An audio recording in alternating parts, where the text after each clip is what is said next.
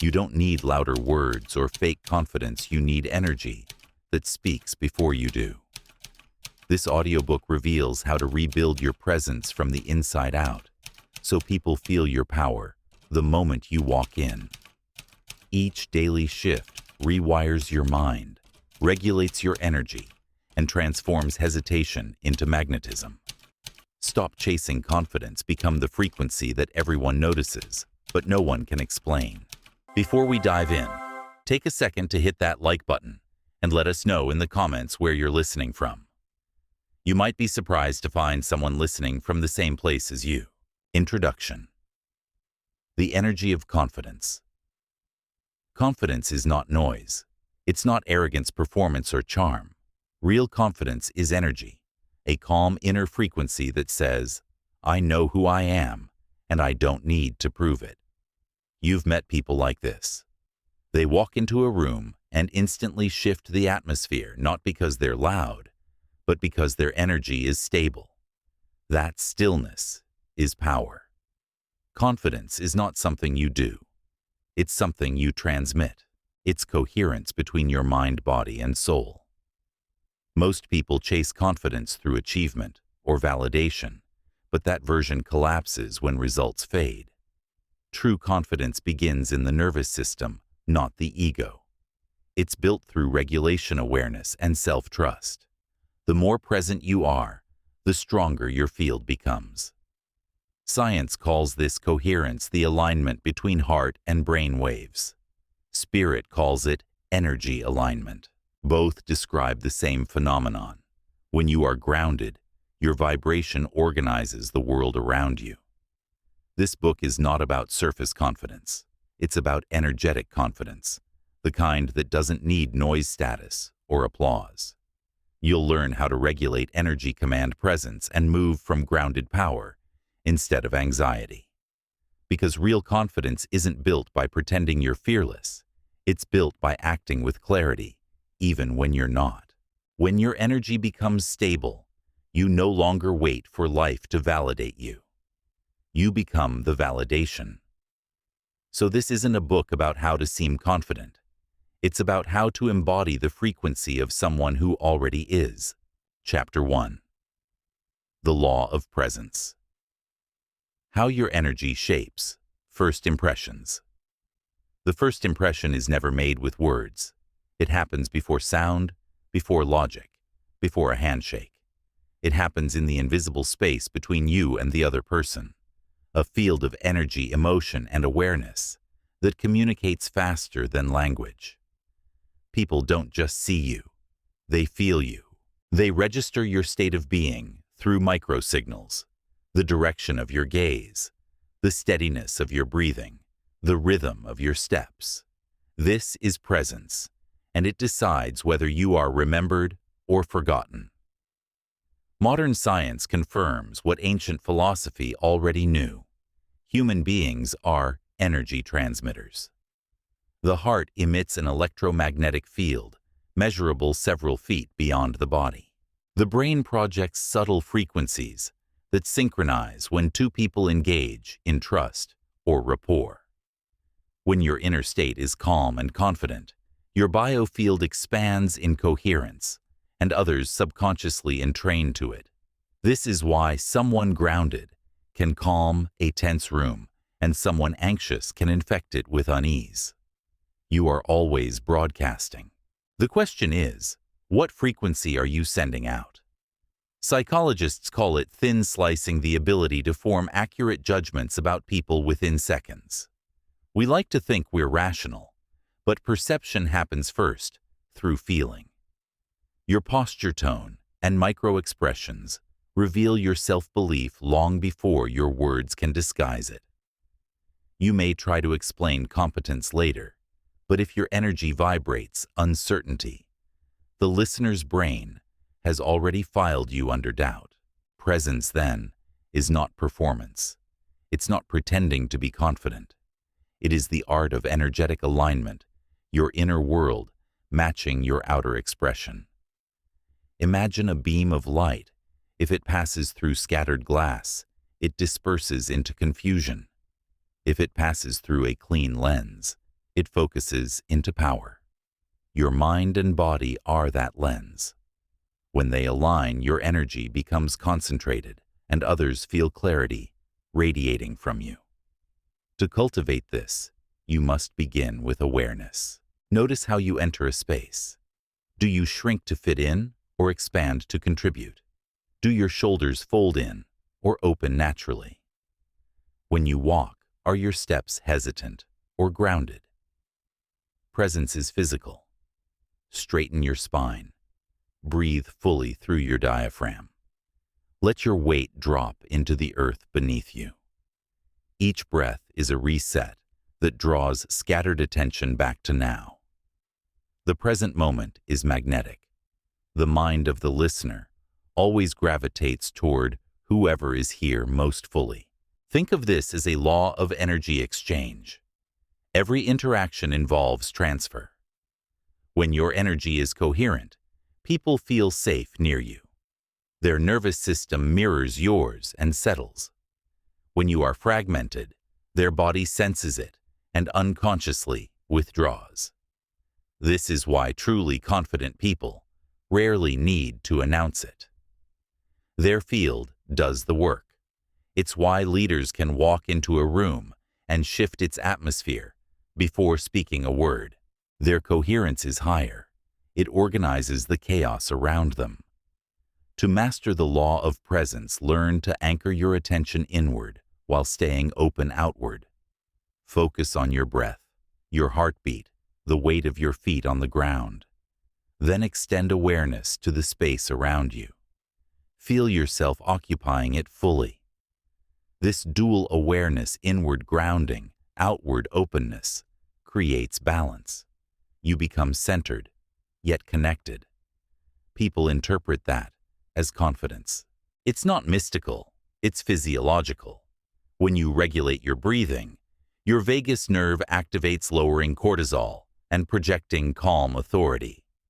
When your shoulders open, your voice resonates more deeply, signaling competence.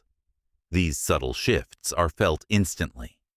They tell others, I am stable, I am safe, I am ready. And because perception is reciprocal, they tell you the same. Your own body begins to believe the story your posture tells.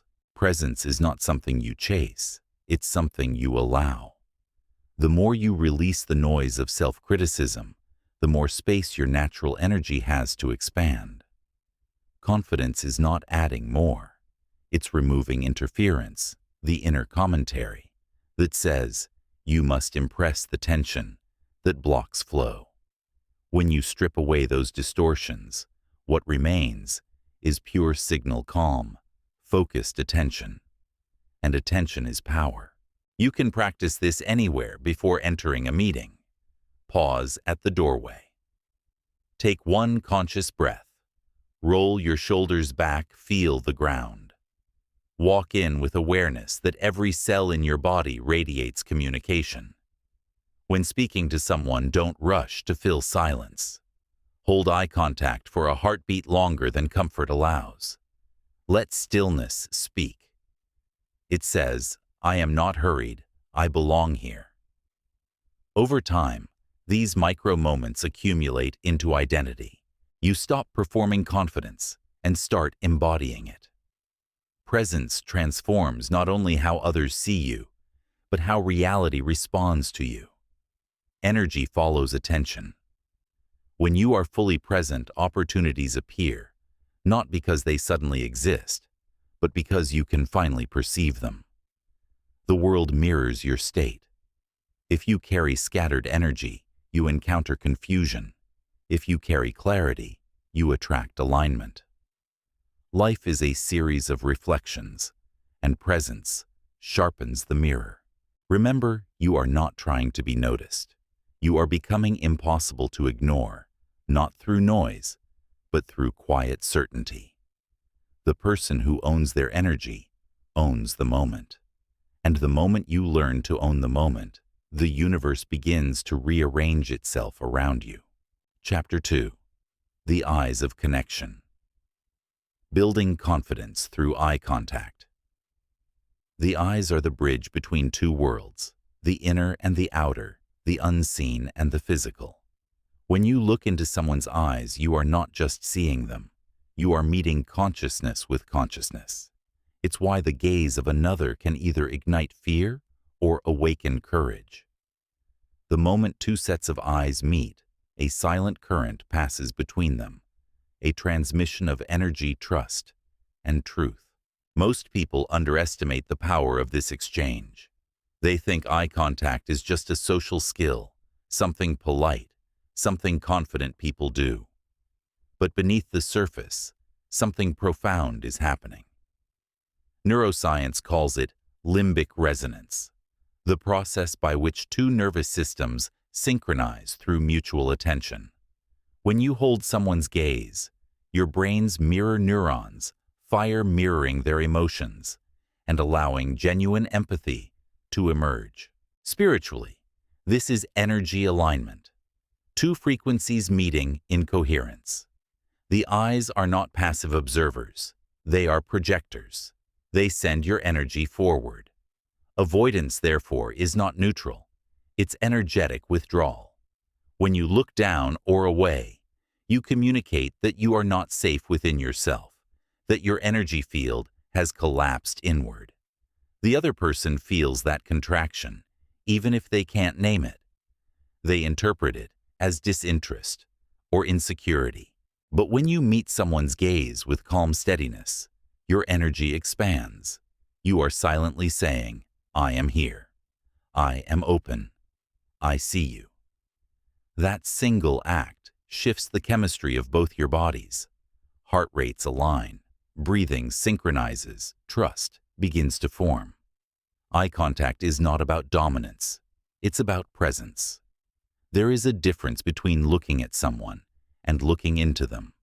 The first is control. The second is connection. The goal is not to stare, but to witness. When you look at someone, soften your facial muscles. Let your focus rest, not pierce.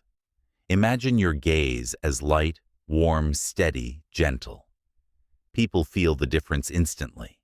They sense when you are trying to impress versus when you are simply being. At first, this practice may feel uncomfortable. You might become overly aware of your own face, of how long is too long. That's natural. The ego is adjusting to visibility. We've been conditioned to hide behind words, humor, or screens. But the eyes are truth detectors. They reveal who is fully alive in the moment and who is still hiding. The way to build comfort is through repetition. Hold someone's gaze a few seconds longer each time. Breathe through the tension instead of looking away. What feels unbearable at first becomes effortless with time. On a deeper level, eye contact reprograms your relationship with being seen. Every moment you meet another person's gaze without flinching, you teach your subconscious, "I am safe to be visible." You dismantle the old belief that says attention is dangerous, that visibility invites judgment. In truth, visibility invites alignment. The more comfortable you are being seen, the more your authentic self can lead your life. People begin to experience your energy without filters. There is also a vibrational truth here. The eyes are extensions of the soul portals through which consciousness flows outward. When you connect through the eyes, you are exchanging information beyond words. In Eastern spiritual science, this is known as drishti, the sacred gaze that transfers awareness from one being to another. Masters use it to awaken students, healers use it to transmit calm, and you can use it every day to build unspoken influence. Here's a simple exercise. Stand before a mirror. Look into your own eyes and hold the gaze, not with critique, with curiosity. At first, your mind will try to distract you with judgments. "I look tired. I look strange." Keep looking. After a minute, you will begin to see beyond the surface. You'll feel the presence looking back is not a stranger, but the deeper you aware, eternal, unshaken. That connection to yourself is what gives your gaze power in the world. When you can meet yourself fully, others feel safe when you meet them. Eye contact also brings you into the now. You can't think about yesterday or tomorrow while truly seeing someone. Your attention locks into the present, your breathing stabilizes, your nervous system settles. That's why people who practice mindful eye contact radiate peace. Their presence becomes magnetic. They are not hiding in thoughts. They are here. Use this in daily life. When you greet someone, look into their eyes and smile briefly before speaking. When listening, maintain soft focus, showing that their words matter. When presenting, let your eyes rest on one person at a time. It makes every listener feel personally acknowledged. And when you speak your truth, anchor it with your gaze, not in confrontation, but in conviction. The eyes confirm what the mouth declares. Over time, you'll notice the change. Conversations become richer. People respond to you with more warmth and trust. You'll feel yourself standing taller, your voice steadier, your thoughts clearer. Because each moment you choose connection over avoidance, you dissolve a layer of fear. Confidence stops being a performance. It becomes a state of being. Remember this: your eyes are windows of energy. They transmit everything your words cannot: your confidence, your care, your authenticity. When they align with your truth, they turn into instruments of influence. Look people in the eyes not to prove your worth, but to express it. Every glance becomes a reminder to the world and to yourself that you are unafraid to be seen. When something inside you shifts, that's awareness. Like this video. So YouTube shows you more content that makes you think. Chapter 3. The Voice of Truth. Speaking your opinion, even when it feels uncomfortable. There comes a point in every human life where silence begins to suffocate. Not the peaceful kind of silence, but the kind that forms when truth is swallowed out of fear. Fear of judgment, rejection, or being misunderstood. This silence is heavy. It collects in the throat, dulling your energy, dimming your presence. Every time you hold back a truth that needs to be spoken, you shrink your own vibration. And every time you speak your truth with integrity, you expand it. Your voice is not just a sound, it's an energetic signature. It carries your intention, your confidence, your conviction. The resonance of your words literally moves, air molecules, vibrates, eardrums, influences the emotional chemistry of those who listen. Scientists call it entrainment, when one rhythmic system falls into synchronization with another. When your voice carries steadiness, it pulls others into steadiness. When your voice trembles with fear, it signals uncertainty, and people subconsciously mirror it. This is why mastering your voice is not about volume, it's about vibration. Speaking your opinion when it feels uncomfortable is not an act of rebellion. It's an act of alignment. It means your inner truth and outer expression have finally become one. The discomfort you feel before speaking is energy, the friction between who you pretend to be and who you really are. The moment you let truth pass through your lips, that friction dissolves. What remains is clarity. Every person who has ever inspired change, from scientists to spiritual leaders, has faced the same moment of trembling truth. The fear never completely disappears. It transforms into fuel. Courage is not the absence of fear, it is movement despite it. When you speak even while your hands shake, you teach your nervous system that truth is safe. Over time, that becomes your natural state. There's also biology behind this bravery. When you express your opinion, dopamine and serotonin are released, reinforcing confidence and reward. Your body learns that being authentic feels good. In contrast, staying silent in important moments floods your system with stress hormones, like cortisol, leaving you restless and regretful. Your biology supports your honesty evolution, built you to communicate truth, because tribes that spoke clearly survived longer. Silence may keep peace in the short term, but it corrodes self-trust over time.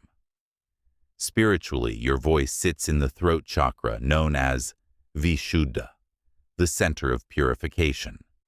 It governs not just speech, but all forms of expression.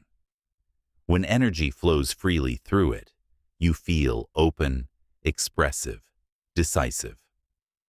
When blocked by fear or self-doubt, you feel tension in your neck, a lump in your throat, or a sense that something is stuck. Every time you speak truthfully, you cleanse that channel. You allow energy to rise unobstructed from the heart to the mind. That's why, after an honest conversation, even if it was uncomfortable, you often feel lighter, as though space has been created inside you. To master this art, start small. Speak up in low-risk environments. State your preferences clearly. If a friend asks where to eat, say it directly, instead of defaulting to, "I don't mind."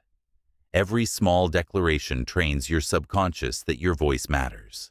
The next time a higher stakes moment arises, a disagreement at work, a boundary in a relationship, your system will already know what to do. Confidence is built through repetition, not revelation. When you speak, focus less on how others will react and more on the integrity of your message. Speak calmly, slowly, and with presence. Truth does not need aggression. It needs grounding. Anger shouts because it doubts it will be heard. Confidence speaks softly because it knows it carries weight. Imagine your words as arrows made of light, precise, intentional, and honest. You don't need many. You need clarity. You must also learn to detach your identity from agreement. People may not always accept your opinion. That's not failure, that's freedom. Agreement was never the goal, expression was. Each time you express yourself respectfully, you strengthen self-trust. Self-trust is the root of confidence. The one who trusts their own voice no longer fears the echo of disagreement. In leadership, this skill becomes your backbone. A leader who cannot speak truth when it's inconvenient will eventually lose both respect and direction. In relationships, it becomes your safeguard. Communication built on silence breeds resentment, while communication built on honesty breeds connection. Even in solitude, it matters. The dialogue you hold with yourself sets the tone for every conversation that follows. Speak with respect, but never compromise your truth for approval. Remember, you are not your opinion. You are the awareness expressing it. When you identify too deeply with your words, you fear being wrong. When you see them as expressions of evolving awareness, you remain free to grow. Truth evolves. Integrity remains. Practice daily. One honest statement, one moment of discomfort turned into clarity. Speak even if your voice trembles, even if your hands tighten, even if the room goes silent. The energy you release will return multiplied because truth amplifies itself. Your voice was not given to please everyone. It was given to align you with who you are. The moment you speak what you mean, the universe rearranges to support that frequency. You stop living a diluted version of yourself and start radiating in full color. Say what you need to say clearly, kindly, firmly. Let your words carry the vibration of someone who respects themselves enough to be real. That is the moment your voice stops being sound and becomes power. Chapter 4. Initiation Energy. Greet first, lead. First, shine. First. Every interaction begins as a transfer of energy. The one who initiates Who takes the first step speaks the first word, or offers the first smile sets the tone for what follows. When you greet first, you are not merely being polite. You are signaling to the universe and to yourself, I am not waiting to be chosen. I am choosing this moment. That single decision changes the frequency of your presence. It shifts you from reactive to generative, from passive observer to active creator. Think about it in every social situation. There is a brief pause, an invisible hesitation, before connection begins. Most people live trapped inside that pause. They scan for safety cues. Will they notice me first? Will I seem awkward if I speak up? This mental waiting room is where confidence dies. The confident person doesn't wait for permission to exist. They create comfort by giving it, saying hello first, smiling first, extending energy first. These are small acts of leadership that ripple outward. On the surface, greeting first may seem trivial, but beneath it lies a profound psychological and energetic truth. When you act first, you activate your nervous system's approach, circuit the neural pathway associated with curiosity, courage, and openness. When you wait, you activate the avoidance circuit tied to hesitation and self-protection. Over time, whichever circuit you fire more often becomes your default personality. Each hello is not just social, it's neurological training in confidence. Spiritually, initiation is the mark of those who understand energy. The one who gives energy freely never runs out. Giving creates flow. When you greet someone first, you become the source, not the seeker. You project abundance rather than need. The world senses this difference immediately. People are drawn to those who radiate warmth without waiting to receive it first. This is the vibration of leadership, not dominance, but openness. You are saying, I am secure enough to go first. There's also a cosmic principle at play. Motion generates momentum. Energy in motion tends to stay in motion. That's physics, and it's life. The moment you extend your hand, your energy moves outward, inviting connection. That movement breaks inertia within you and within others. Every time you greet first, you reclaim the creative principle of the universe, the power to initiate.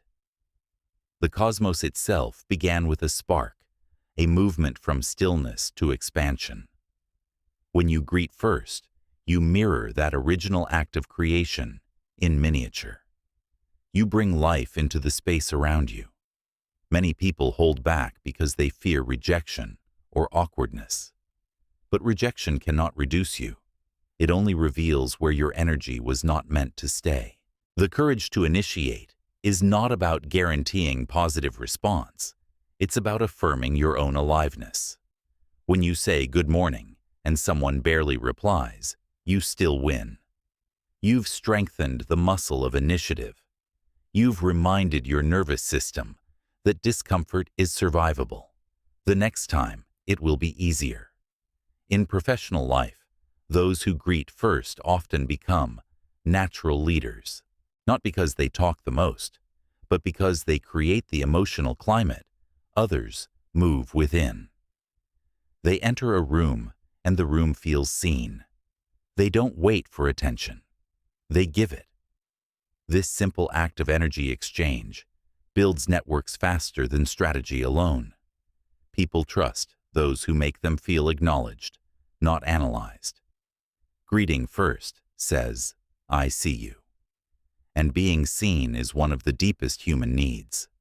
In personal relationships, the same truth applies. Waiting for others to initiate affection, apology, or conversation is a quiet form of ego protection. It feels safer, but it costs connection. Love, friendship, respect all grow in the soil of generosity. The more you give energy freely, the more life gives it back in forms you couldn't predict. When you stop calculating reciprocity and start radiating naturally, You cross from scarcity to abundance consciousness. There's also an energetic mirror effect. When you greet first, you reflect your own self-worth. You're telling yourself, I am safe to engage. My energy is valuable enough to offer. That self-permission expands your field. You'll notice people mirroring your openness. Shoulders relax. Smiles appear. The environment softens. Energy coherence is contagious. A confident greeting harmonizes the space around you. Start practicing this habit intentionally. Each day, make it your goal to initiate 5 greetings. Do it with coworkers, baristas, security guards, strangers in elevators. Don't wait to feel outgoing. Use the greeting to generate the feeling. The law of energy works like this. Emotion follows motion. Act confident first, and the emotion of confidence will catch up. Over time, you will realize that greeting first is not just social etiquette. It's energetic mastery. You are conditioning your system to be proactive, to meet life halfway, to create movement, instead of waiting for it.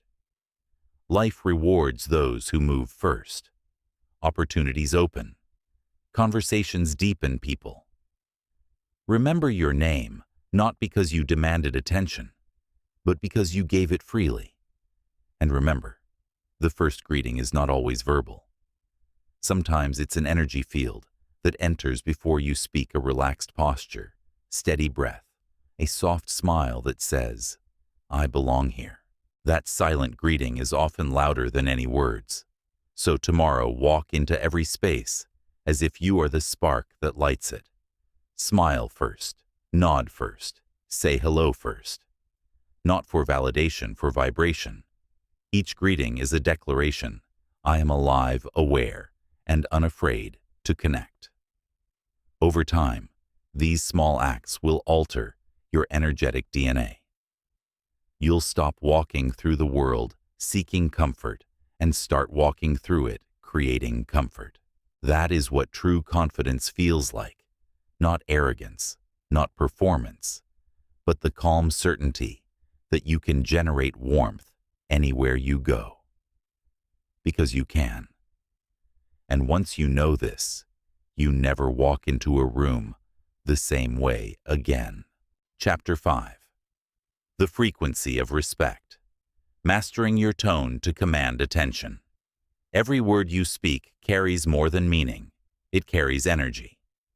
Long before your words are understood, your tone is felt. It's the vibration that tells the listener whether to open or close, to trust or resist, to lean in or step away. Tone is your invisible signature. It announces who you are before language takes form. You've experienced it countless times. Someone speaks, and instantly, your body reacts. Muscles tighten, breath shallows, or conversely, you feel calm and receptive. The difference is not the vocabulary, it's the vibration. The human ear may detect sound, but the nervous system detects safety. When your tone is steady, grounded, and respectful, people relax. When it's rushed, sharp, or hesitant, their defenses rise. Your voice, therefore, is a transmitter of your inner state. It doesn't just communicate information, it transfers frequency. From a scientific perspective, your voice is energy made audible. The vibration of your vocal cords creates sound waves that literally enter another person's body. Those waves cause micro-vibrations in their chest cavity and eardrums, influencing their emotional state. This is why babies calm when hearing a gentle hum, why leaders who speak with measured tone inspire trust, and why conflict escalates when tone spikes in pitch and speed.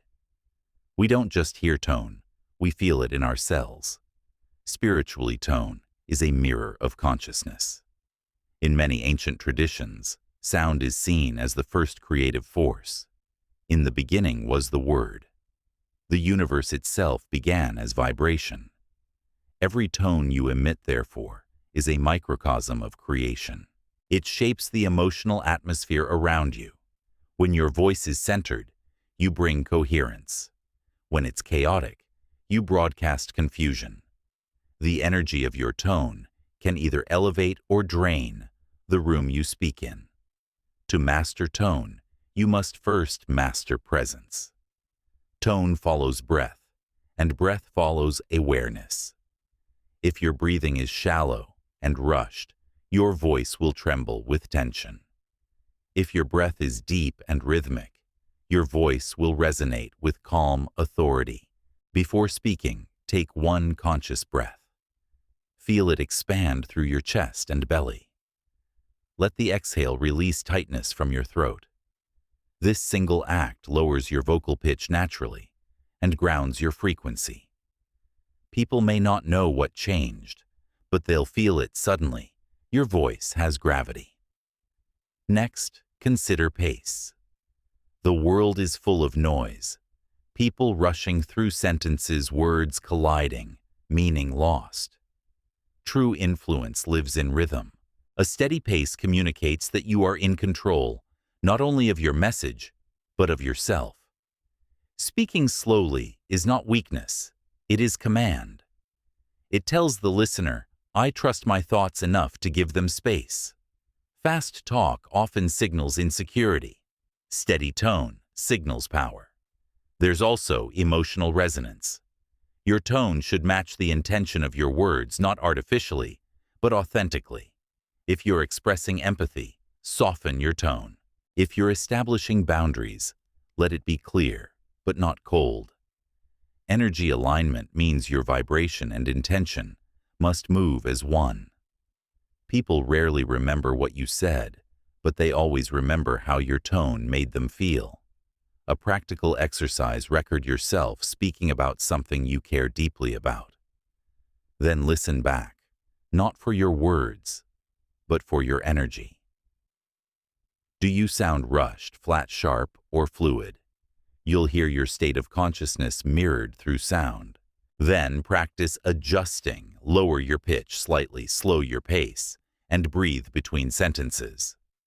The difference will be astonishing. Your tone will feel like it's coming from your entire body, not just your throat. That's what resonance sounds like. In leadership, tone is your greatest instrument of influence. A calm voice in chaos becomes a magnet. People orient themselves around it. During conflict, whoever controls tone controls outcome. Anger may win volume, but calm wins ground. The one who remains centered draws attention effortlessly, not through force, but through frequency. Spiritually, think of tone as vibration management. When your voice carries harmony, it entrains the energy of those around you. You've felt it before: a friend who soothes you just by speaking, a mentor whose words seem to organize your thoughts, a leader whose quiet conviction fills the room. These are not accidents. They are humans who have learned to modulate vibration consciously.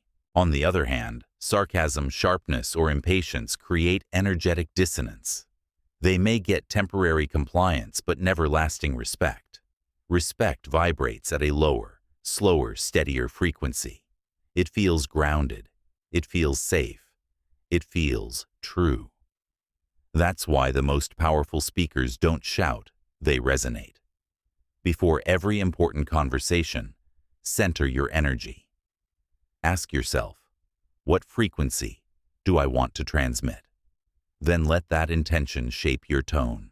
The goal is not to sound perfect, it's to sound present. Presence has texture. It makes people stop scrolling, stop talking, stop thinking, and listen. In personal relationships, your tone builds trust faster than any promise. You can apologize with perfect words, but if your tone carries defensiveness, the other person feels the barrier. You can express love, but if your tone carries distraction, it rings hollow. Tone is emotional truth. It reveals what you really mean, even when you're not aware of it. When you master your tone, you master perception.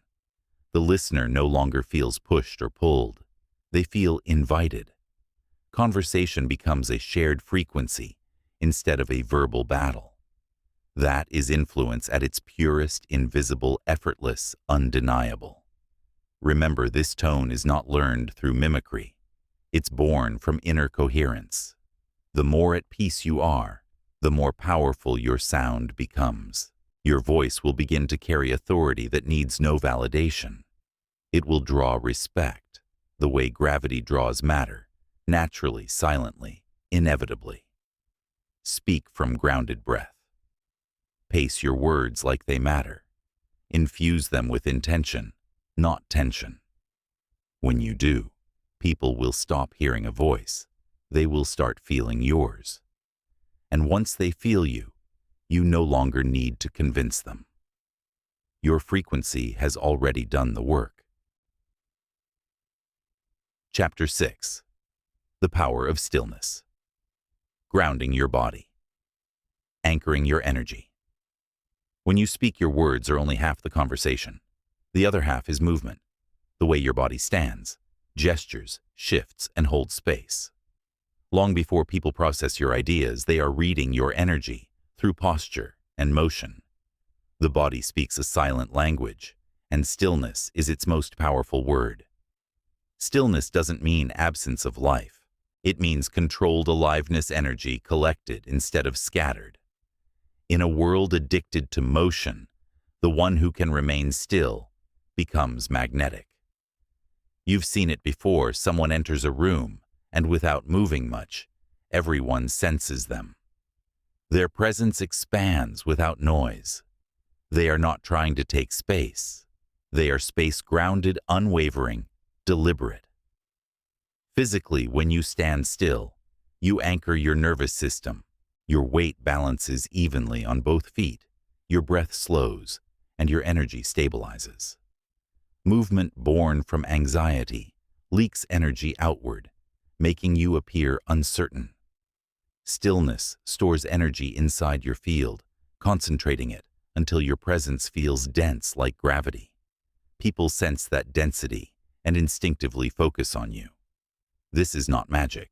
It's biology and physics combined. Neuroscience tells us that the human brain is constantly scanning for safety cues in others. Unnecessary movement signals unease, which triggers microtension in those observing you. But controlled stillness signals calm authority. I am steady. You can relax. When your body settles, the bodies around you settle too. It's energetic coherence in motion. From a spiritual perspective, stillness is alignment with the earth's rhythm. The ground beneath your feet is not static. It vibrates with the Schumann resonance, the earth's natural electromagnetic frequency. When you stand tall, breathe deeply, and stop fidgeting, your biofield begins to synchronize with that grounding energy. This is why meditation teachers and martial artists alike emphasize posture and balance. When your body connects with gravity, instead of resisting it, your energy becomes rooted, immovable, yet flexible. Practice this awareness the next time you speak. Imagine roots growing from the soles of your feet into the ground. Feel weight dropping down instead of energy scattering upward. As you breathe, feel that rootedness rising through your spine, lengthening your posture. When you speak from this place, your words don't just travel through air. They rise through the entire structure of your body, carrying authority. Many people move excessively when nervous, pacing, shifting, adjusting clothing, touching their face. These are small leaks of energy. Each one whispers, I am not comfortable. But confidence is quiet. The still body communicates trust in itself.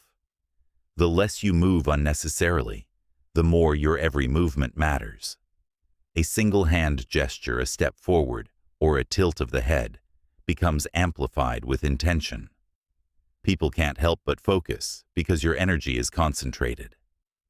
Stillness also amplifies listening. When you stop moving, your awareness heightens. You begin to feel the rhythm of the space, the micro-reactions of those around you. You hear beyond words, tone, emotion, vibration. In stillness, your intuition speaks. It tells you when to pause, when to lean in, when to speak. This is not performance. It is energy calibration in real time. There's a deeper metaphysical truth. Movement expresses the mind. Stillness reveals the soul. When you stop moving, your external self fades and your essence comes forward. Others feel it.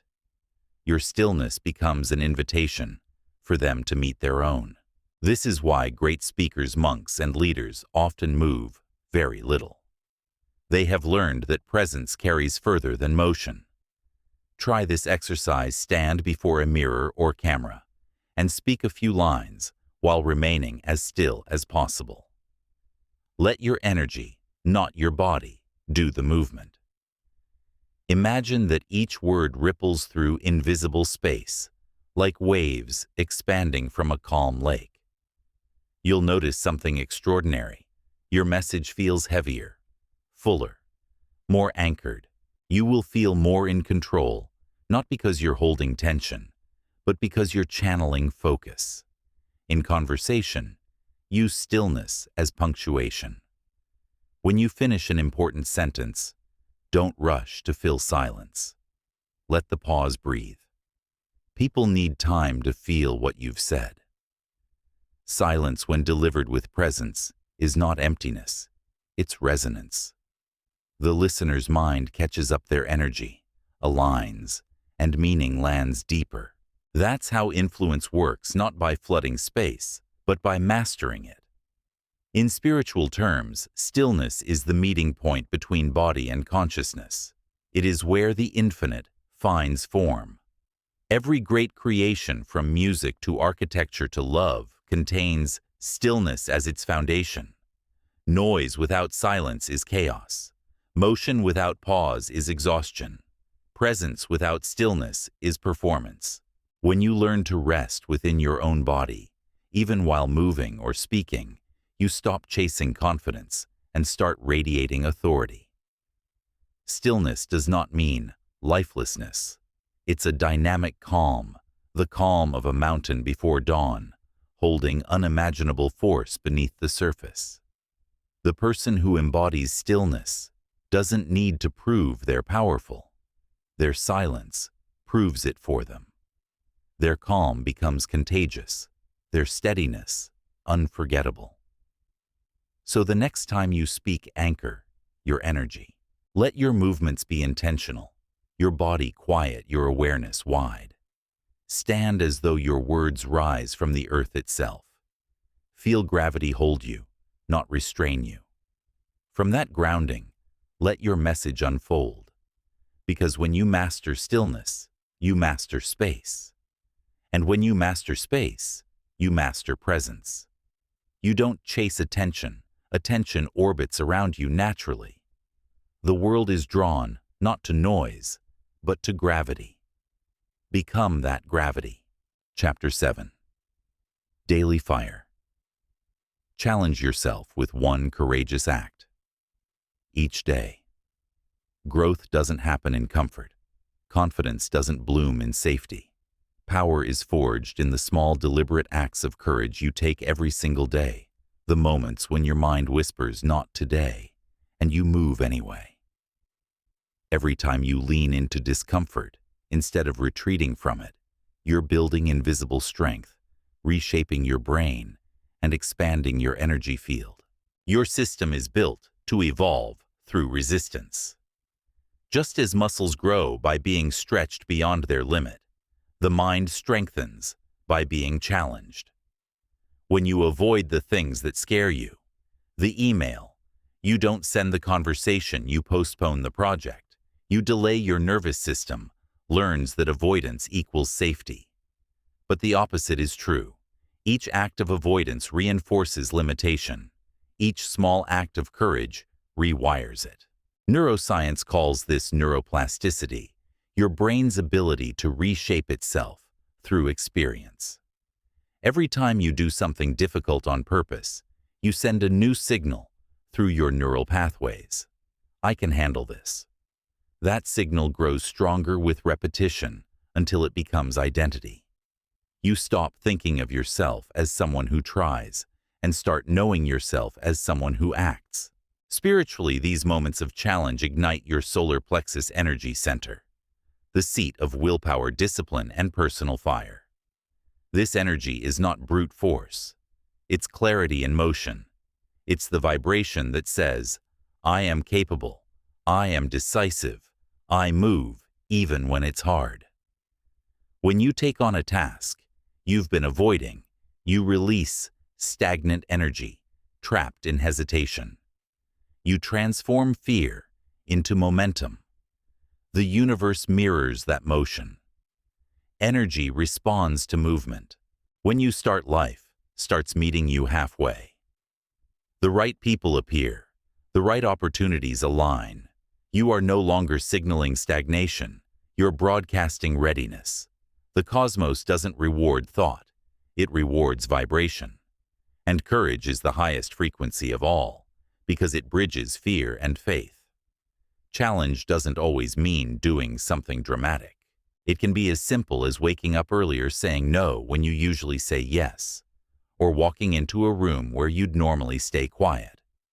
The goal is not size, it's consistency. One act of courage a day, one confrontation of resistance, one conscious step beyond what's familiar. Make this a ritual. Each morning ask yourself, what am I avoiding today? Then do that one thing first. The mind will resist it, always does. It will invent excuses, distractions, rationalizations. But the moment you push through, you'll feel an immediate surge of energy. That is your spirit expanding. Courage is an energy multiplier. Biologically, here's why this works. When you voluntarily face discomfort, your brain releases dopamine and endorphins, the same chemicals that create motivation and joy. You teach your body to associate challenge with empowerment instead of pain. Over time, this rewiring makes you naturally drawn to growth instead of avoiding it. Your baseline confidence rises because your body now remembers success more vividly than failure. Spiritually, each challenge you meet cleanses your energetic field of stagnation. Fear is dense. Action is electric. Every time you act despite fear, you burn away energetic residue, self-doubt, indecision, procrastination. You become lighter, clearer, faster. The world starts feeling less like a mountain to climb and more like a rhythm you're dancing with. To build this habit, start with what I call micro-bravery. Small daily actions that remind you who you are. Send the message, speak the truth, learn the skill, ask the question, finish the task you've been postponing. These acts are simple, but they reprogram your identity. You stop saying, I wish I were more confident, and start being confident through motion. And remember, courage isn't the absence of fear, it's movement while fear still exists. If you wait to feel ready, you'll wait forever. The emotion of courage appears after you act, not before. Action precedes belief. The warrior steps forward trembling, but with each step, trembling turns into strength. There's a universal law beneath this: energy expands in proportion to the space it's given. When you push beyond comfort, you create new energetic space, and your life grows to fill it. The version of you on the other side of that discomfort lives with more vitality, clarity, and magnetism. Here's how to apply it. Each morning, identify one small challenge you've been avoiding. Commit to completing it before noon. When fear rises, breathe. Feel it, but don't obey it. Take the step anyway. When it's done, pause for 10 seconds and acknowledge it. Let your body feel the pride. This is your new discipline, your daily fire. Over time, these small flames accumulate into an inferno of confidence. You stop negotiating with fear. You stop waiting for momentum and start generating it. People will notice something different about you: an ease, a quiet authority, a sense of motion that doesn't need external push. That's the mark of someone who has trained their energy to obey their will, not their fear. Every challenge you conquer becomes a new frequency you carry. You'll walk differently, speak differently, even think differently. The world responds to that frequency. Opportunities appear. Doors open. Synchronicities multiply, because life always mirrors motion. So don't wait for a big chance to prove yourself. Every day offers a dozen smaller ones. Take them. Meet fear with movement. Replace hesitation with action. Feed your inner fire until it becomes your natural state. One act of courage a day is enough to change the course of your destiny. Chapter 8. The Rhythm of Power. Speak. Slower to let energy land. In every powerful conversation there is rhythm. The words rise and fall like breath, like waves. You can feel it when someone speaks with presence. Their sentences don't chase. They arrive. Every phrase lands fully before the next begins. Their silence speaks as much as their sound. The listener leans in, not because of volume, but because of gravity. Speaking slowly isn't about being dramatic. It's about being deliberate. It's about giving your energy enough time to travel to land, to anchor itself in the consciousness of others. When you rush your words, you scatter energy. You send it outward in fragments. But when you slow down, every word becomes charged, complete, alive. People don't just hear you, they feel you. Science supports this. When you speak quickly, your nervous system moves into a mild stress state. Shallow breath, elevated heart rate, scattered focus. Your tone sharpens, your body tightens. The listener's body mirrors this micro-stress subconsciously. But when you slow your speech, your parasympathetic system, the body's calming mechanism, activates. You breathe deeper.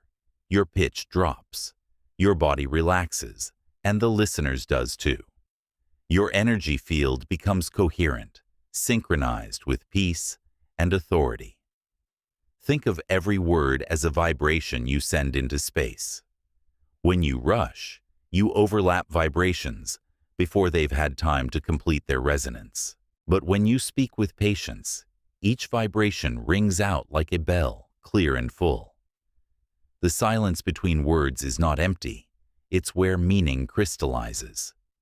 Those pauses give the listener's heart and mind time to align with yours. Spiritually, this practice is rooted in conscious rhythm. The universe itself moves in patterns, tides, seasons, breaths, orbits. Nothing in nature rushes, yet everything gets done. When you slow your speech, you align yourself with that natural rhythm. You stop forcing and start flowing. People sense that alignment. They begin to relax into your presence because your energy feels synchronized with life itself. Most people rush when they speak because they subconsciously seek approval. They fear losing attention, so they fill every silence. But the paradox of communication is this: the one who speaks slower holds more power. Why? Because silence signals confidence. It says, I trust that my words carry weight. I don't need to chase your attention. I already have it. There's a reason great leaders, teachers, and orators all share this trait. Martin Luther King Jr., Nelson Mandela, even great spiritual figures, they all spoke with rhythm, allowing meaning to breathe. Every pause invited reflection. Every word carried intention. They understood that speech is not just information transfer, it's energetic transmission. The energy behind your words determines their lifespan in the listener's mind. Try this exercise. Record yourself reading a paragraph at your normal pace. Then record the same paragraph again, but this time speak 25% slower. Leave half a second of silence after each sentence. When you listen back, you'll feel the difference. The slower version doesn't sound hesitant, it sounds authoritative. You'll notice your words feel heavier, more resonant, as if they're vibrating through the air, longer. That's not imagination. That's energy coherence in sound. Speaking slower also strengthens your thought clarity. The brain processes language and meaning more effectively when the mouth moves at a steady rhythm.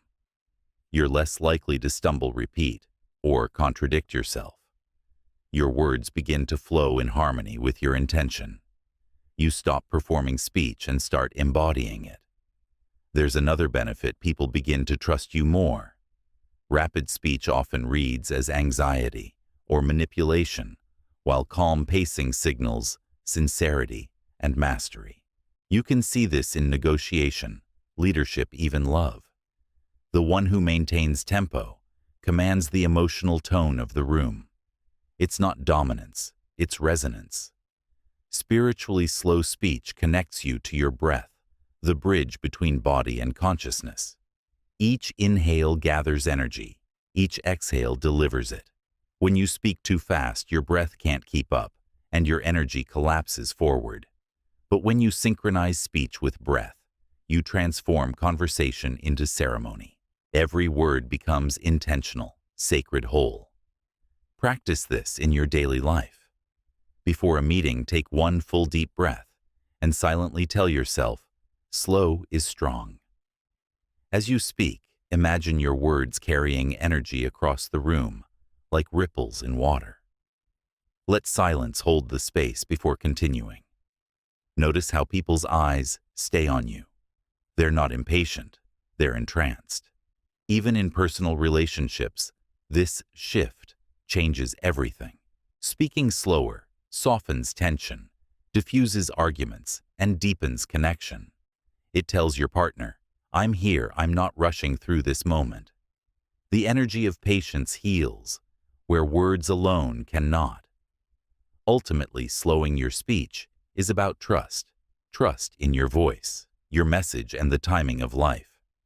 When you stop racing your own words, you stop racing your own energy. You let the universe catch up with what you're creating. You become not just a speaker, but a transmitter of calm authority.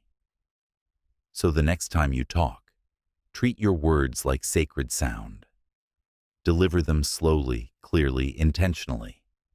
Let each sentence settle like a stone in still water. Watch how the ripples move through the room, gentle, steady, unstoppable. Because when you control your rhythm, you control your resonance. And when you control your resonance, you control your reality. Chapter 9. The Art of Depth. Asking questions that open souls, not small talk. The most magnetic people are not those who talk the most. They are the ones who make others feel seen. Presence isn't just about expressing your energy outward. It's about receiving energy inward with the same attention, the same curiosity, the same quiet reverence. The ability to ask a meaningful question and to listen without rushing to answer is the bridge between connection and transformation. Most conversations skim the surface like pebbles skipping across water. They create ripples, but never depth. We exchange facts, opinions, updates, all noise, little substance. And yet every person you meet carries an entire universe within them, waiting for someone to knock on the door with sincerity instead of performance. That key is a thoughtful question. Science explains why this matters. When someone feels genuinely heard, their brain releases oxytocin, the bonding hormone that creates trust. Their heart rate synchronizes with yours, and the regions of the brain responsible for self-defense deactivate. In that state, they open emotionally, energetically, spiritually. They begin to mirror your calm and authenticity. Real listening literally changes another person's physiology. Spiritually, this is a sacred exchange. Every question you ask is like a frequency you send into someone's field. If the frequency is shallow, what do? How's your day? The connection stays at the surface. But when your question carries intention, what excites you most right now? What do you wish people understood about you? It vibrates deeper. It touches truth. The person feels seen, not for their role, but for their being. To ask powerful questions, you must first be comfortable with silence. Most people listen only to reply. The master listener listens to receive. When you stop filling every pause, you allow the other person's energy to unfold naturally. Silence is space, and space is respect. Your stillness tells them, I'm not waiting to speak, I'm here to understand. That vibration of patience is rare and unforgettable. Depth begins with curiosity, not agenda. You cannot fake it. People feel when your questions are transactional. Real curiosity carries warmth. It has no timeline. You're not trying to impress or extract. You're trying to connect. Your energy says, tell me who you are, not just what you do. That tone disarms even the most guarded souls. In leadership, this ability is transformative. When you lead through questions, you awaken others' intelligence instead of feeding them answers. You empower rather than control. Great mentors don't lecture, they inquire. They know that the right question at the right moment can unlock a person's own wisdom. That's energy alchemy, using awareness to activate potential in another being. Here's the paradox. The deeper your questions, the less you need to speak. Presence fills the gaps. When you are fully there, eyes steady, breath, calm body still, your energy tells the other person, it's safe to unfold here. The conversation becomes therapy, meditation, and resonance all at once. There's a rhythm to meaningful dialogue. Ask, then pause. Let the answer breathe. Don't rush to relate it to your experience that redirects attention to you. Instead, mirror their words gently. That sounds important to you. Tell me more about that. These small acknowledgments signal genuine care. They allow energy to flow freely instead of being interrupted by ego. On an energetic level, asking questions opens your heart chakra. The act of inquiry is an act of giving. You extend energy toward another person saying, I want to know you. When that intention is pure, it's felt instantly. The person's guard lowers their voice, softens their story flows. In that exchange, both of you rise in vibration. The listener expands through empathy. The speaker expands through expression. Practice this art daily. Instead of, how was your weekend? Try, what was the best thing that happened to you this week? Instead of, what do you do? Ask, what do you love most about what you do? Notice how people light up when the question hits truth instead of autopilot. Their energy shifts. They sit taller, eyes brighter. You've just reminded them of their own spark. Listening deeply also strengthens your confidence. Why? Because true listening requires stillness, and stillness is power.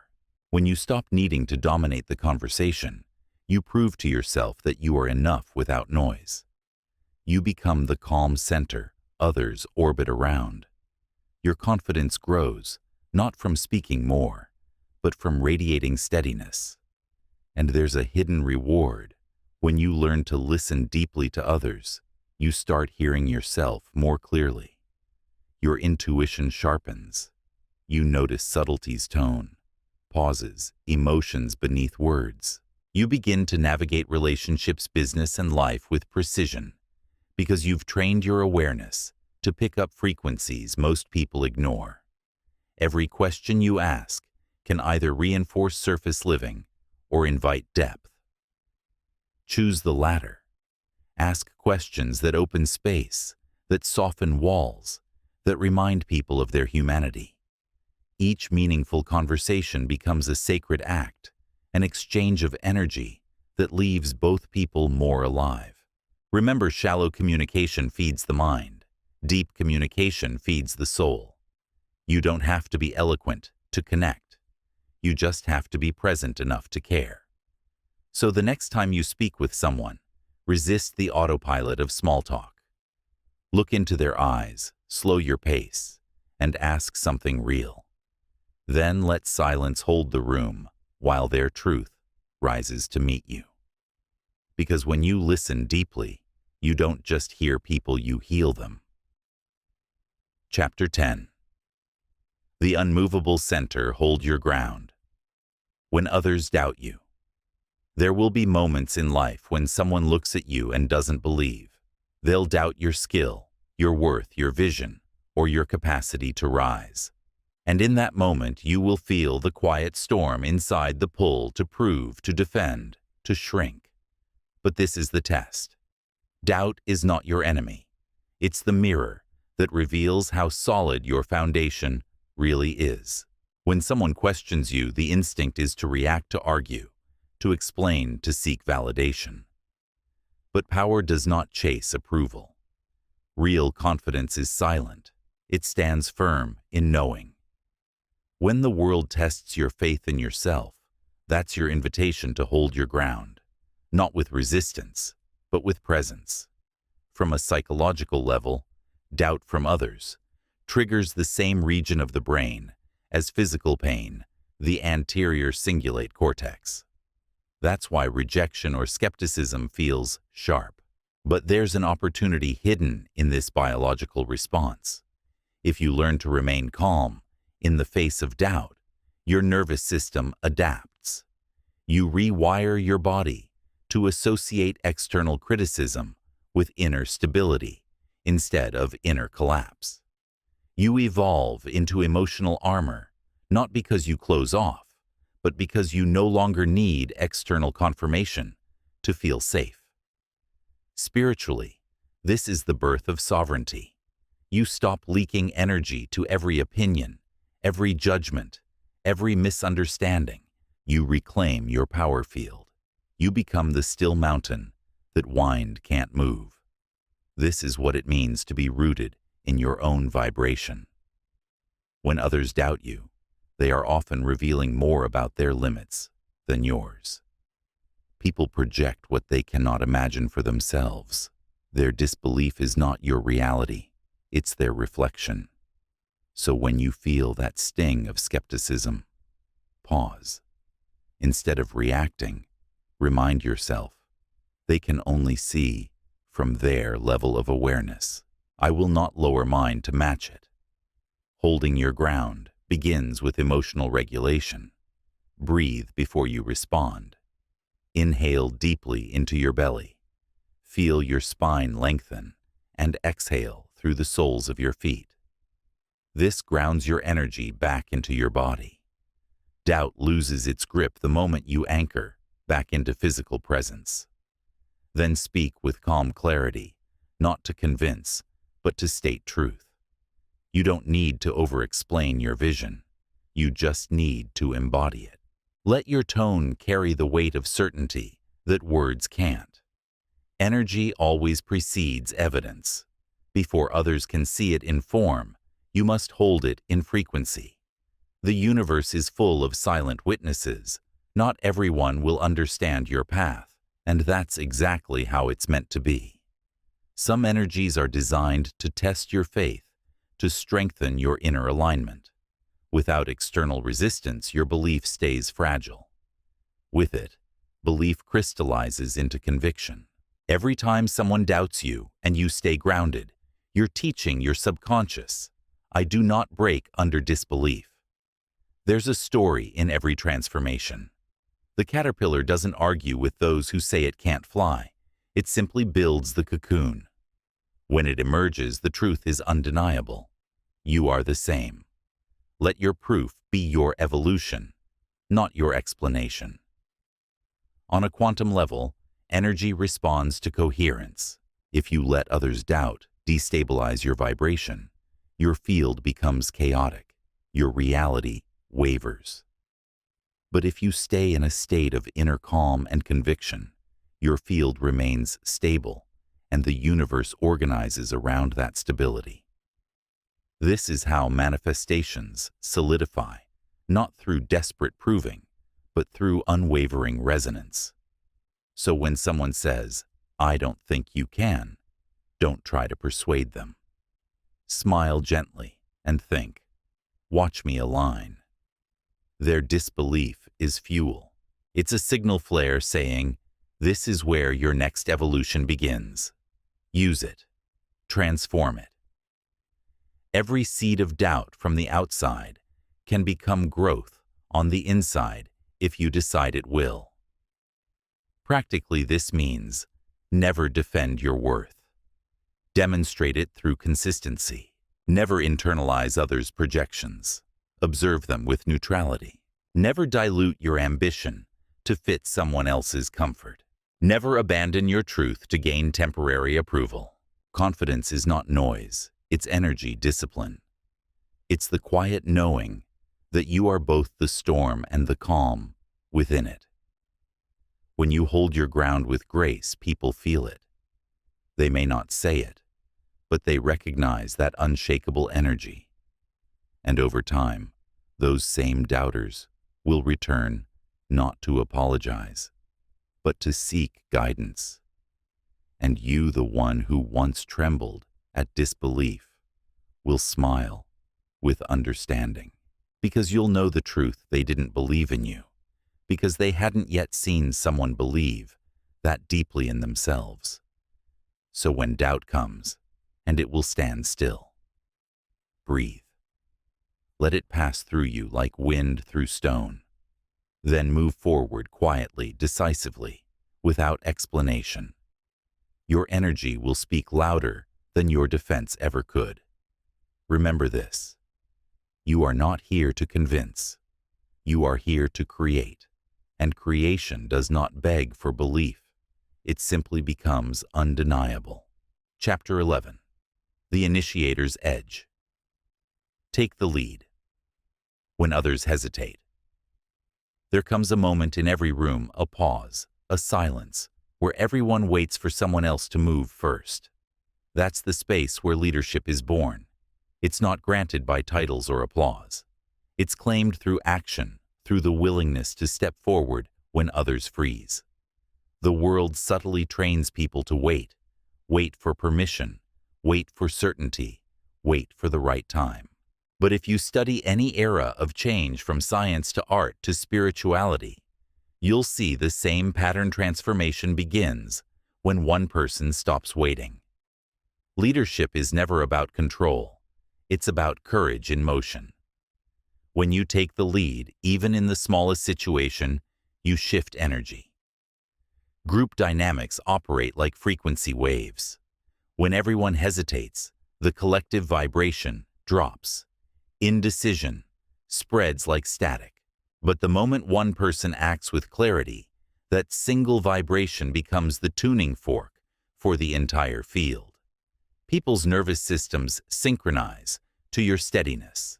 Their uncertainty starts to dissolve because your energy provides coherence. This is why stepping up matters beyond ego. It's energetic stewardship. You become the stabilizing signal in chaos. The person others didn't realize they needed until you acted. From a neurological view, the human brain craves certainty.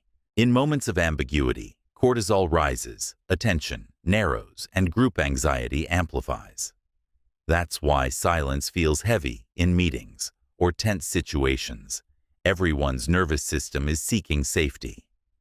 The first person who acts or speaks with calm authority gives the group what they subconsciously need: direction. The energy resets. That's leadership at the biological level. But here's what separates true leaders from impulsive ones: intentional action. Leadership is not about being loud or always right. It's about sensing when the energy is stuck and daring to move it forward. Sometimes it means speaking the idea no one else dares to say. Sometimes it means taking responsibility when others deflect. Sometimes it means simply asking the question that breaks inertia. Spiritually, leadership is about flow alignment. The universe doesn't reward hesitation. It rewards momentum. When you move, you become a channel through which higher energy expresses itself. You are no longer operating as a single person. You become a conduit for life's intelligence.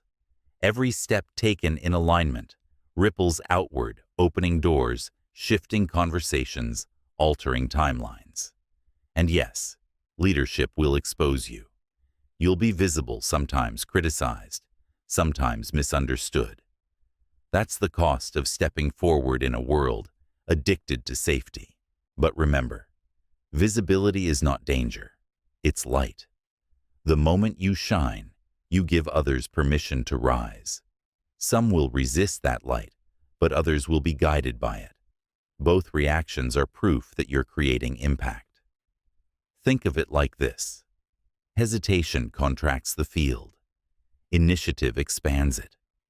The moment you act, you introduce movement into the quantum field. Energy starts reorganizing around your intent. Suddenly, opportunities appear that were invisible moments ago, because they were waiting for you to generate motion. In practical terms, you can train this habit through micro-decisions. Don't wait for someone to suggest the plan, offer it. Don't hope someone will break the silence, say the first sentence. Don't stand back when something needs fixing, step forward. These small acts train your subconscious to equate action with safety, not fear. The more you repeat this, the faster you'll move when the real moments of hesitation arise. Energetically, each act of initiation strengthens your solar plexus, the center of power, will, and direction. When you hesitate, this chakra contracts. When you decide, it expands. Over time, your aura starts to carry a natural charge of forward motion. People will feel it before you even speak, that quiet authority of someone who moves from inner knowing, not outer permission. But let's be clear. Taking the lead is not about rushing ahead of others. It's about grounding into presence so deeply that clarity arises without effort. True leaders act not because they must, but because it feels unnatural not to. Their motion comes from harmony, not from haste. When you act in alignment, time bends. You'll notice that what once felt like risk now feels like relief. You stop analyzing every outcome and start trusting energy to catch you mid-step. That trust is the hallmark of those who shape the world. If you want to embody this energy, feel the hesitation in the air, the invisible pause everyone avoids. Breathe deeply once. In that breath, ground yourself. Step forward, speak, decide, begin. Stay calm, don't rush to control. Your presence is enough. The more you practice, the more you realize that leadership is not something you do. It's something you become. You turn into the person whose energy naturally organizes chaos, whose actions align the room, whose calmness anchors the uncertain. And perhaps most importantly, you lead even when no one sees it. Leadership is not for display, it's for direction. You guide the unseen energy of moments toward coherence. You set the tone. You create motion.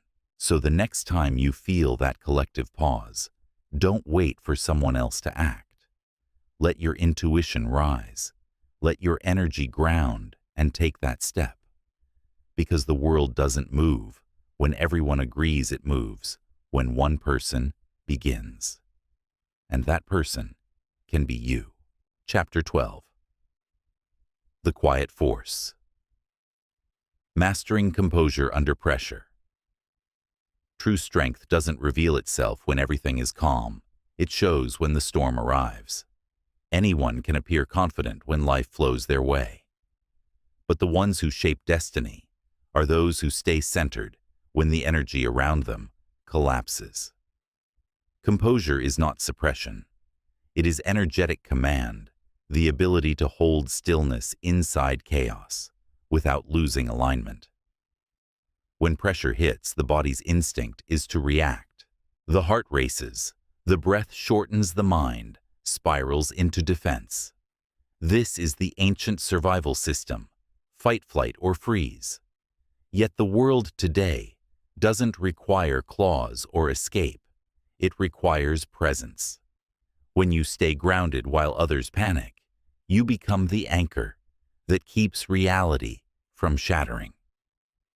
You turn tension into transformation.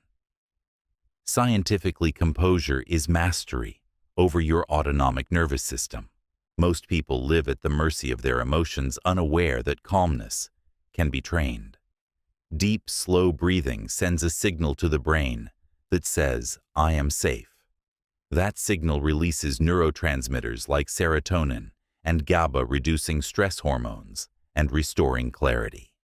In those few seconds of inner regulation, you move from reaction to response, from chaos to creation. Spiritually, calmness is power condensed.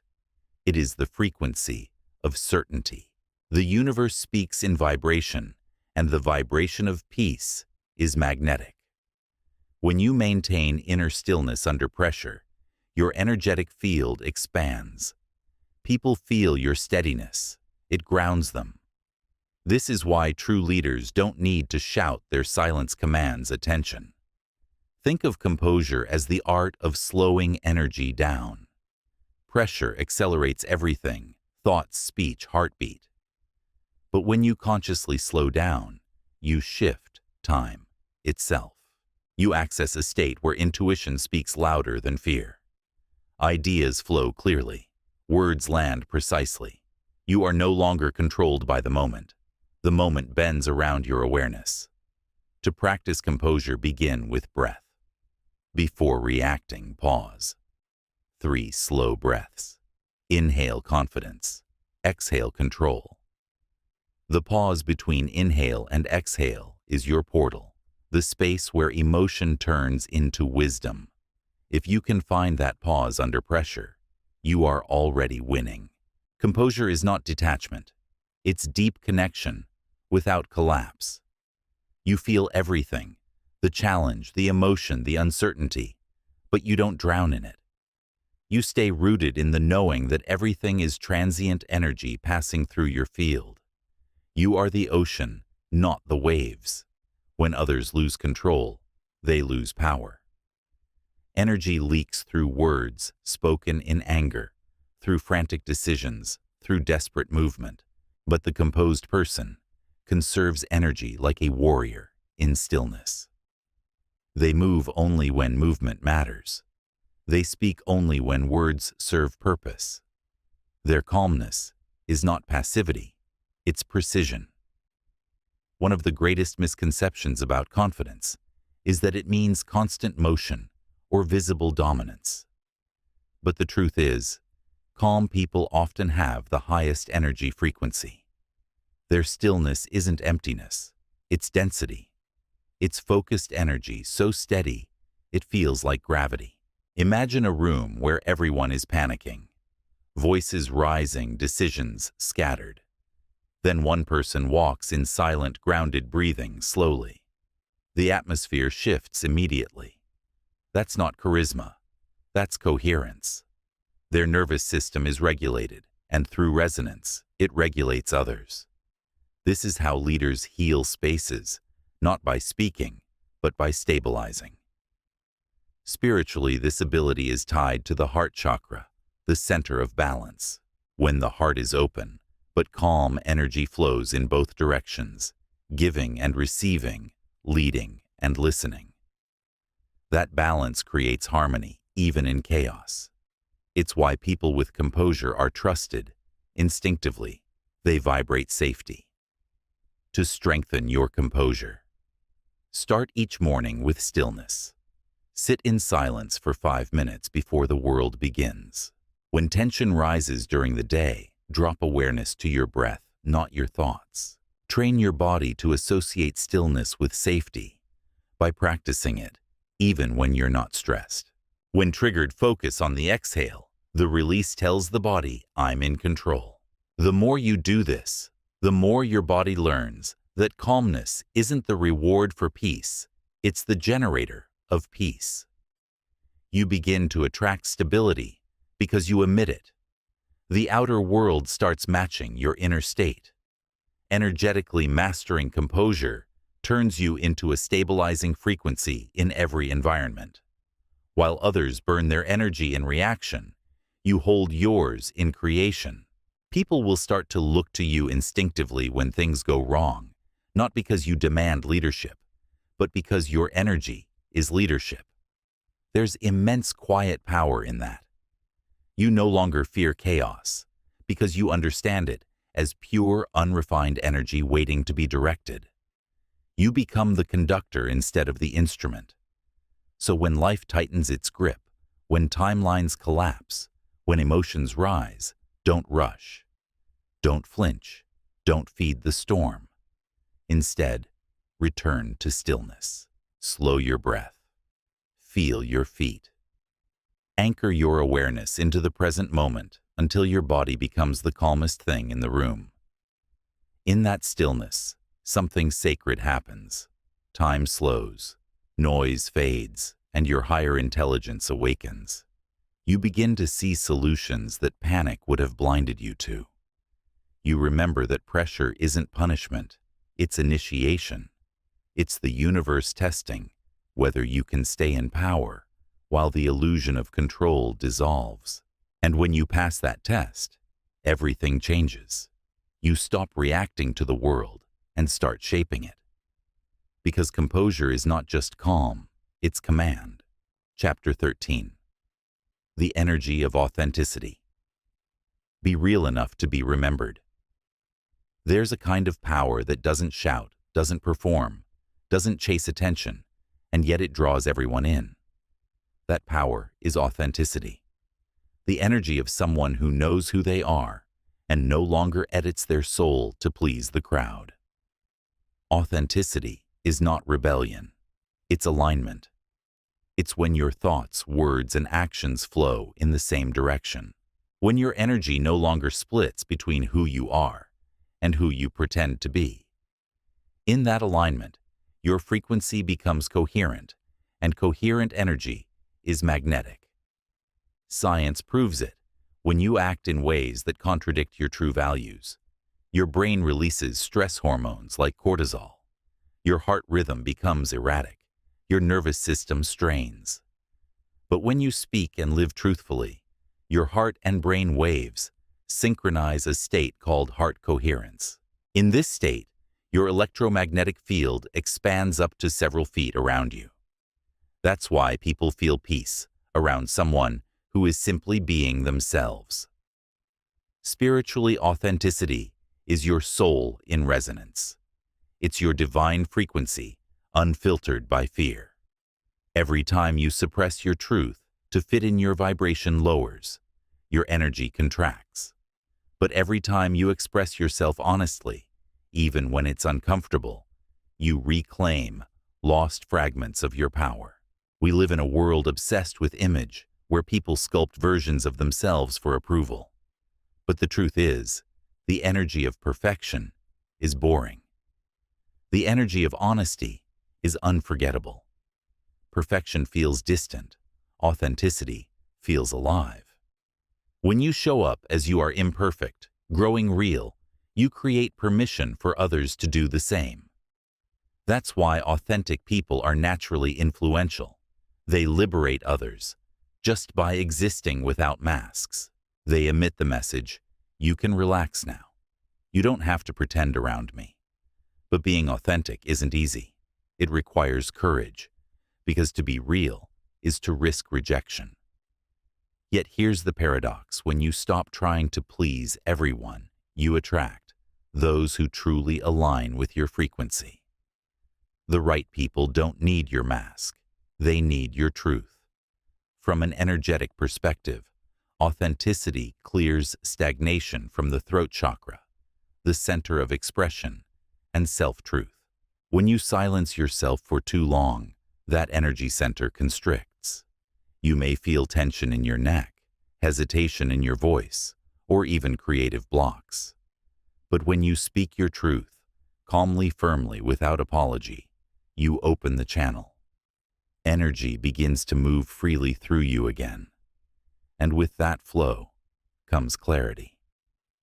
You stop second-guessing yourself because there's no inner conflict left to manage.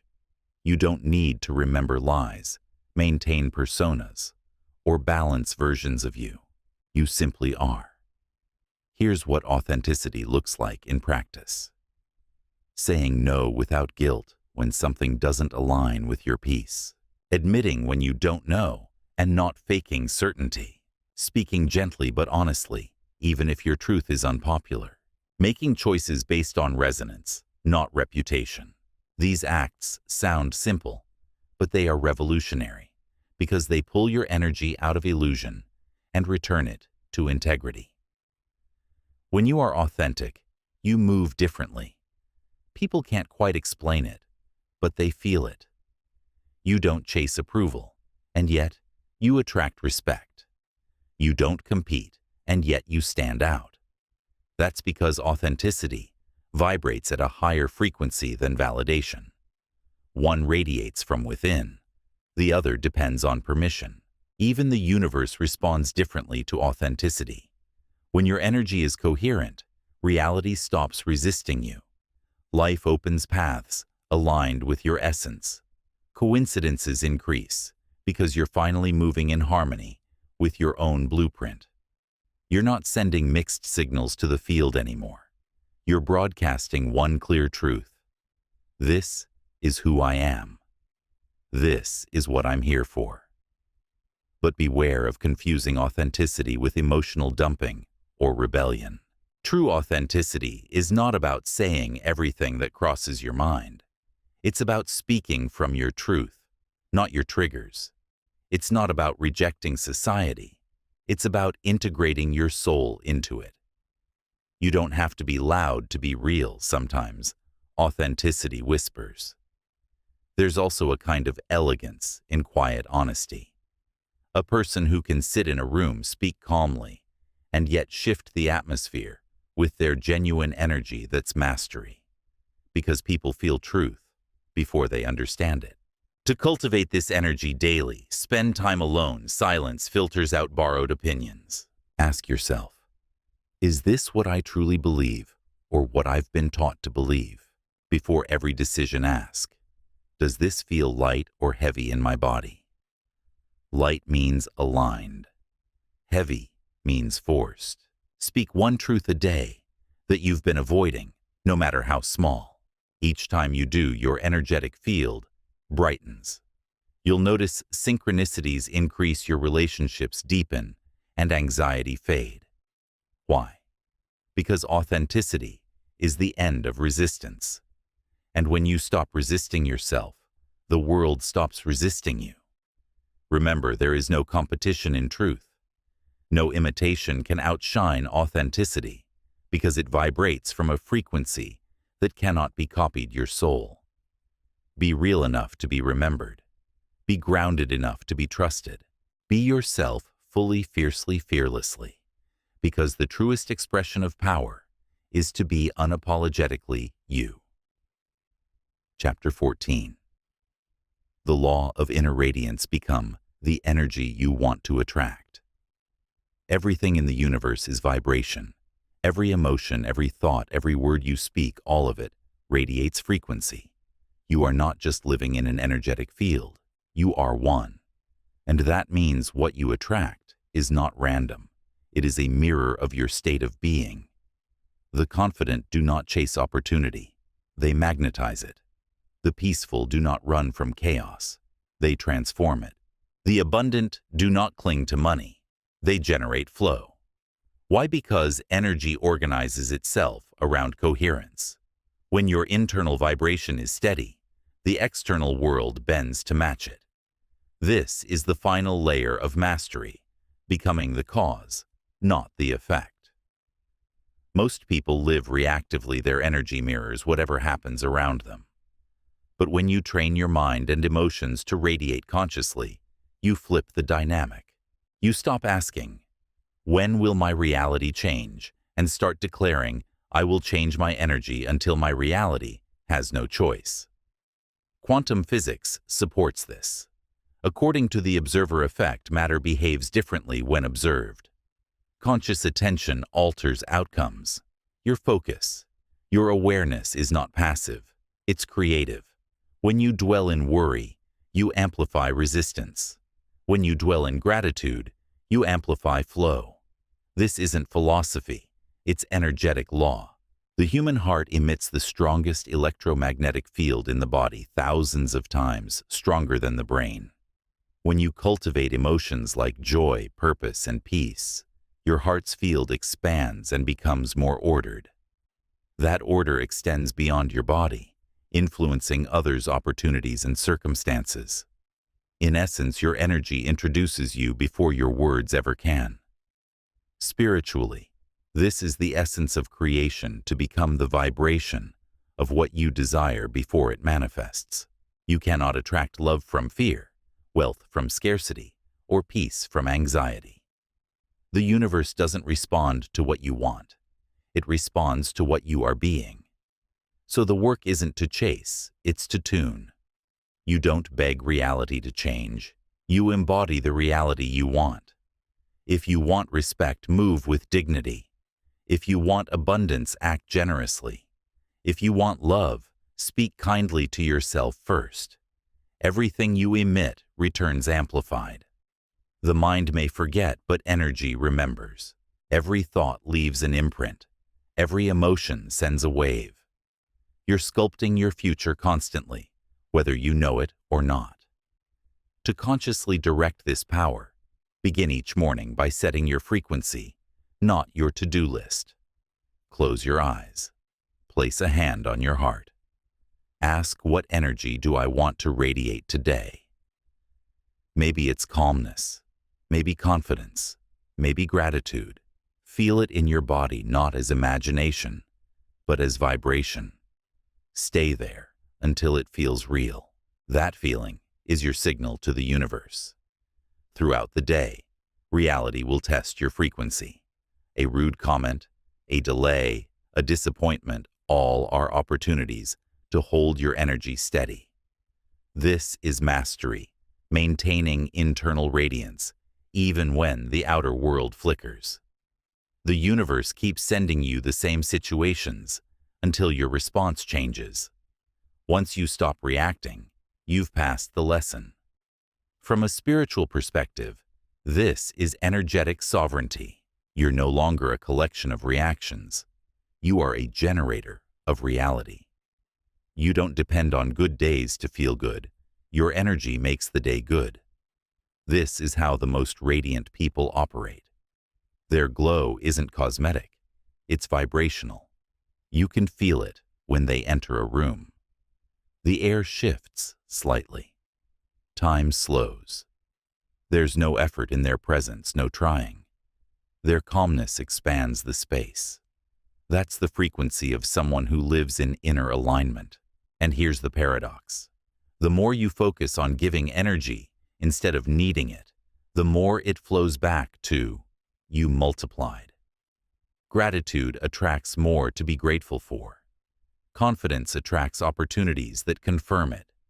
Love attracts mirrors of love. You become both the source and the magnet. There's a deeper layer still, service. When you radiate light, not to gain, but to uplift, your frequency multiplies exponentially. Energy given with pure intent returns as divine momentum. The universe amplifies those who amplify others. The cosmic truth is simple. What you embody, you expand. What you resist, you repeat. When you align your inner vibration with what you seek, manifestation stops being a wish and becomes a law. So stop asking for the life you want. Start vibrating as the person who already lives it. Feel it until it becomes your baseline state. Because the universe is not testing you, it's tuning to you. Every thought is a vote for your future. Every emotion is a message to creation. Every moment you are broadcasting, this is who I am. Make that signal powerful. Make it clear. Make it radiant. You don't chase miracles, you become one. Conclusion. The return to self-becoming. The living expression of confidence and truth. Everything you've learned, every principle, every practice, every insight leads. Hear the understanding that transformation is not about becoming someone new. It's about remembering who you already are, beneath the layers of fear, doubt, and noise. Confidence, presence, and authenticity are not skills to acquire. They are natural states that re-emerge when resistance dissolves. Your task has never been to build confidence. It has always been to remove everything that hides it. Think of this journey as a spiral, not a ladder. You haven't been climbing towards something external. You've been circling inward, peeling away hesitation, insecurity, and illusion, to return to the quiet center of your being. The place that never doubted, never hurried, never feared. That still point within you is your true power. It doesn't need validation because it remembers where it came from. Pure consciousness, infinite potential. Every exercise in this audiobook, looking people in the eyes, speaking slower, holding ground, leading first, staying composed, being authentic, challenging fear, has been training you to live from that center again. Science can describe this process in neural language: the rewiring of synapses, the strengthening of executive control, the balance between the prefrontal cortex and the limbic system. Spirituality describes the same thing in different words: awakening consciousness, expanding vibration, aligning with higher frequency. But both point to one truth: you become unstoppable the moment your mind and energy work together. From this alignment, action flows effortlessly. You stop forcing growth and start allowing it. You stop chasing confidence and start radiating it.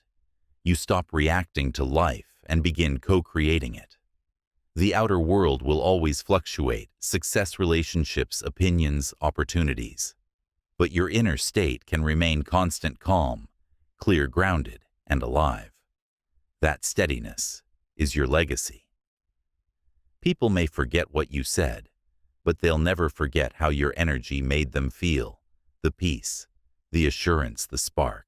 To live this truth daily, remember 3 universal laws. The law of awareness. Energy follows attention. Wherever your focus goes, your reality grows. Guard your attention like sacred currency. Spend it only on what you want to expand. The law of embodiment. You don't attract what you wish for. You attract what you are being. Every day, ask yourself, what vibration am I transmitting right now? Then choose thoughts, posture, words, and actions that align with that frequency. The law of surrender. True confidence is trusting that life moves through you, not against you. When you stop fighting for control, flow returns. What's meant for you arrives effortlessly because you're no longer resisting it. You are now equipped with both the science and the spirit of transformation. Use both. Breathe consciously. Speak with purpose. Move with awareness. Act with courage. These are not small habits. They are energy codes that unlock the higher version of you. The next time you feel fear rising, pause and remember: fear is excitement without breath. Breathe. Bring the energy home. The next time you feel unseen, stand taller and let your energy announce itself before your words. The next time you doubt your path, remember, doubt is just the mind's inability to see the full design yet. Keep walking. The clarity always comes after movement. You were never meant to fit in perfectly. You were meant to awaken others through the frequency of your presence, through the quiet confidence that says, I know who I am. I know why I'm here. I know what I carry. Let this be your mantra. I am not chasing alignment. I am alignment. I am not waiting for power. I am power. I am not seeking validation. I am the vibration. Every time you return to that knowing, your energy reorganizes, your world recalibrates. This is not the end of the book, it's the beginning of embodiment. From this point forward, don't just understand these lessons, live them. Let your posture, your silence, your gaze, and your energy become proof of your evolution. Because the ultimate goal was never just to improve your personality or confidence. It was to remember the truth you've always carried. You are the calm in the chaos, the light in the noise, the stillness that commands storms. And when you live from that truth, you don't just change your life. You change the frequency of every room you walk into. If this audiobook gave you even one moment of clarity, share it with someone who might need the same pause. And subscribe, so next time, calm finds you first.